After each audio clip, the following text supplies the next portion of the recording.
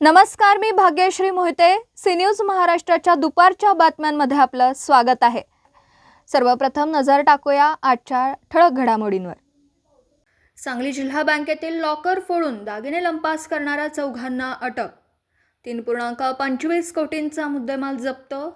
सांगली एलसीबीची कारवाई. आटपाडी तालुक्यातील झरे येथील जिल्हा मध्यवर्ती बँकेतील लॉकर फोडून त्यातील दागिन्यांसह ऐवज लंपास करणाऱ्या टोळीला अटक करण्यात आली. यामध्ये उत्तर प्रदेश सांगली जिल्ह्यातील पलूस येथील संशयितांचा समावेश आहे. त्यांच्याकडून 3.25 कोटींचे दागिने जप्त करण्यात आलेत. सांगली एलसीबीच्या चमूने केलेल्या या कारवाईचे कोल्हापूर परिक्षेत्राचे विशेष पोलीस महानिरीक्षक सुनील फुलारी यांनी कौतुक केले.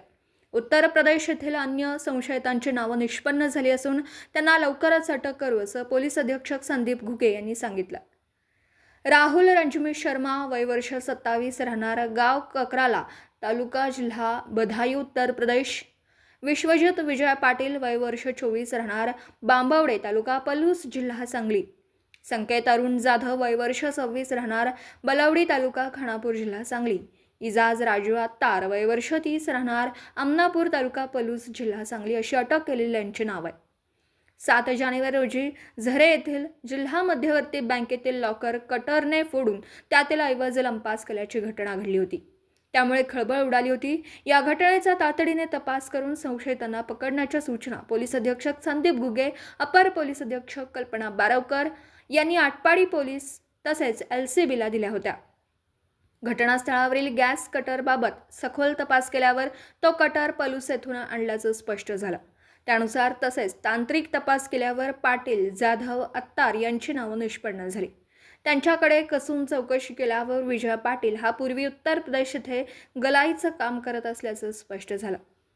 त्यानेच उत्तर प्रदेश येथील शर्मा याच्यासह त्याच्या साथीदारांना चोरीसाठी बोलावून घेतल्याचं स्पष्ट झालं. तसेच उत्तर प्रदेश येथील काही जण पलूस येथील लॉजवर राहिल्याचंही पोलीस तपासात स्पष्ट झालं. त्यानंतर एलसीबीचे सहाय्यक निरीक्षक पंकज पवार, जयदेव कळेकर यांची 2 पथकं संशयितांना पकडण्यासाठी उत्तर प्रदेश येथे पाठवण्यात आली.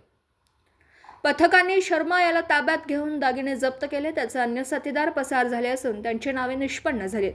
लवकरच त्यांना अटक करण्यात येईल असं सांगण्यात आलं. 4ही संशयितांकडून सोन्या चांदीचे दागिने, रोकड, 1 गावठी कट्टा, 4 काडतुसे, gas cylinder, Scorpio DL 10 CF 9268 असा 3.25 कोटींचा मुद्देमाल जप्त करण्यात आला. त्यांना आटपाडी पोलिसांच्या ताब्यात देण्यात आलं.